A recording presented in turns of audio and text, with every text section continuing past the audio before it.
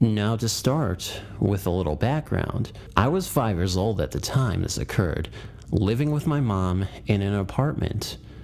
My parents had recently separated. The layout of the apartment was, you walk in, and to the right is the kitchen.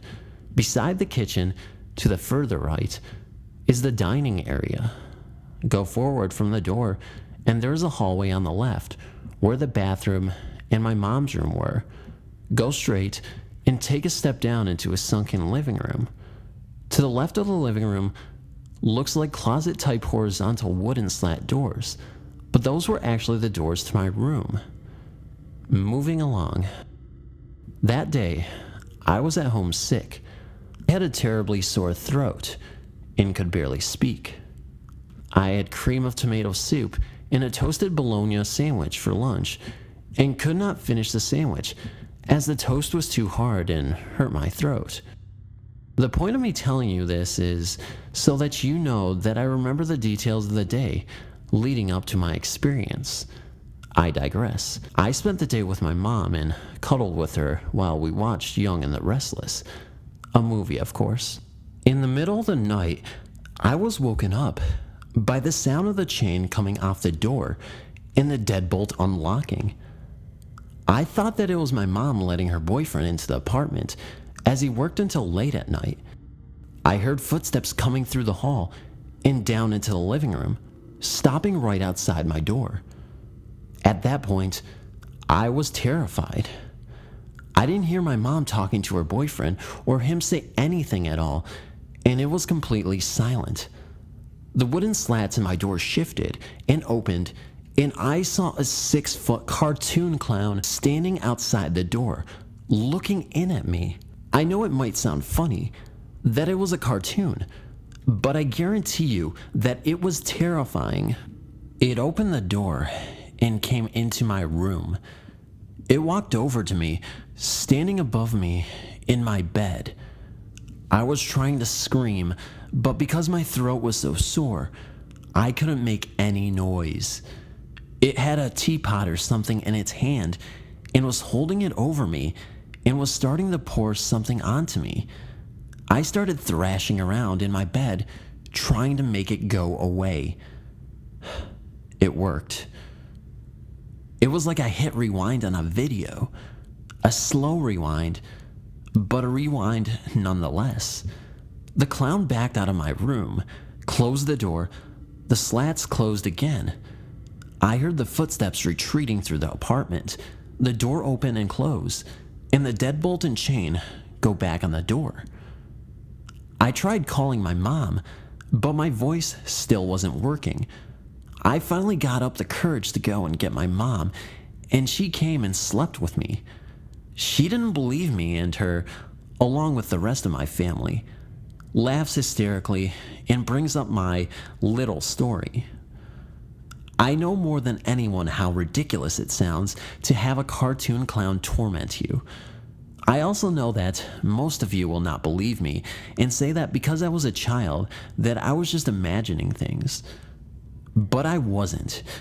I know what I saw, and I know it was terrifying. The Joker. I was 8 years old when my Aunt Wendy, who lived in Tennessee, gave me a porcelain Joker doll that had what looked like a red teardrop. We were getting ready for bed, and since we were staying with them, we didn't have anywhere to put it. My mom set it on the shelf in the front room. While my mom and I were lying there talking, we got the feeling that something was watching us. When we looked around, no one was in there, and everyone was asleep. My mom looked over to the Joker doll and noticed it was pointed towards us. Knowing she had faced it towards the door, my mom got up and turned it to face the wall. We laid there talking for a few minutes when we heard a scratching noise on the shelf, like something heavy was being turned around. When we looked over to the shelf, the Joker doll was pointed towards us again, Thinking it was my cousin, we went in her room to see. She was asleep. I knew this as I hit her leg, and she was never a good faker. After realizing she was asleep, we went back into the front room and laid the Joker flat on its face. Later that night, with everyone still asleep, my mom got up to use the bathroom and realized that the Joker was lying on its back. So my mom got it and put it in the bag with our clothes, and the feeling as if something was watching us left. The next morning, we got a call about a house. In the process, my mom told my dad that she wanted to get rid of the doll. My dad said no, because my aunt gave it to me. We were unloading some stuff, and my mom put the Joker doll in her hallway closet, hoping my dad wouldn't find it. Much to our dislike, my dad watched my mom put it there. My dad brought it in my bedroom and put it on my dresser. He said, "This is where I want it to stay." The feeling of being watched returned. I was lying there and glanced at my dresser to the Joker doll and noticed it had an evil smile on its face. I hollered for my mom, and when she came in, she noticed it too, so she put it in my drawer. The next morning, we were telling my dad about what happened. He was not believing in that stuff, told us to shut up, and that we were making it up. My mom decided to call my aunt Wendy and asked her if they ever noticed anything out of the ordinary, and my aunt said yes. That was the reason they put it in the shed out back. Later that night, my dad came home from work, and we told him what my aunt had told us. Unfortunately, my aunt denied it all, making my mom and I look like idiots. So again that night, my mom put it back in the dresser drawer. She went to turn the coffee pot on so Dad would have coffee the next morning, and went to bed. The next day, my mom and I were sitting in the kitchen.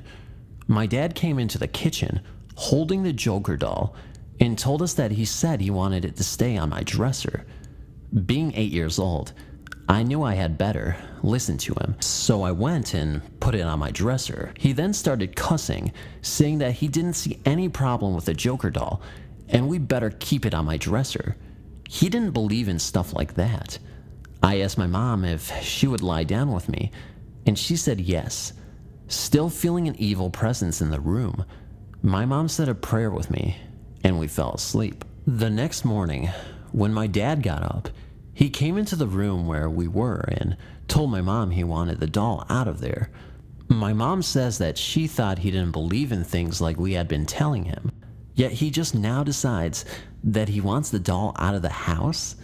He began telling her that the night before, he got up to use the bathroom, stepped into my room, and the Joker doll had an evil smile on its face, and he heard an evil laugh. Now believing us, he went in my room, got the Joker doll, and took it outside and tried to burn it. Only the clothes burnt, and the face turned black from the smoke. Then he got it out of the trash barrel and hit it with a hammer, but only part of its face chipped. Getting freaked out, he took it to the neighborhood dumpster and threw it in there. We never saw it again, and everything in my room went back to normal. A week later, I became friends with a boy in my class, and we were all over at his parents' for supper when I looked in the front room. On a shelf, there was a Joker doll, just like the one I used to have. Later, my mom asked if she could look at it, and she noticed a mark where it was made that mine didn't have, and it didn't have the red teardrop. After seeing that, my mom asked where they got it from. They told her what store, and my mom called my aunt Wendy to ask her about my doll. She told my mom the same store. My mom asked my aunt about the teardrop, and my mom called my aunt Wendy to ask her about my doll. She told my mom the same store. Mom asked my aunt about the teardrop, and my aunt said she asked the store clerk about it, as it was the only one.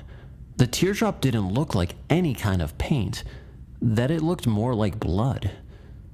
When my dad got on the phone, He asked my aunt about it again. My aunt told him what they had experienced. They thought that it didn't have anything to do with the Joker doll, even though she said they felt an evil feeling, like someone watching them, which went away when the Joker doll was in the shed. You can choose to believe this or not, but if you don't, please don't post any rude comments. I was wondering if the reason the Joker doll was like that could have been made by someone who was really into witchcraft. Thanks for reading. Another clown? During the early 70s, when my family lived for a time in Fresno, my mom decided to divorce my dad and moved herself, me, and my little sister, Ruth, into government housing, which was not bad. I thought the little semi-detached two-story houses were cute with their wooden floors. When my dad was around, my parents would argue loudly, so I thought it was just as well they were getting a divorce, whatever that was. To my 6-year-old mind, divorce was what happened to your family when you got to a certain age, like your teeth coming in. At least that's what it seemed like. Once I fell down the stairs, maybe pushed, but I was very adventurous and was probably practicing my flying. Luckily, I didn't break my neck and was only a little bruised. Another time, I rolled off my bed and fell into my metal dollhouse. There were no lawsuits back in those days, so the manufacturers of metal dollhouses were at liberty to produce razor-sharp objects for small children to disassemble and play with. But nothing supernatural ever happened that I knew of. Then, just a few years ago, my mother mentioned the ghost your sister used to see in our house in Fresno, and I soon got the story out of my sister.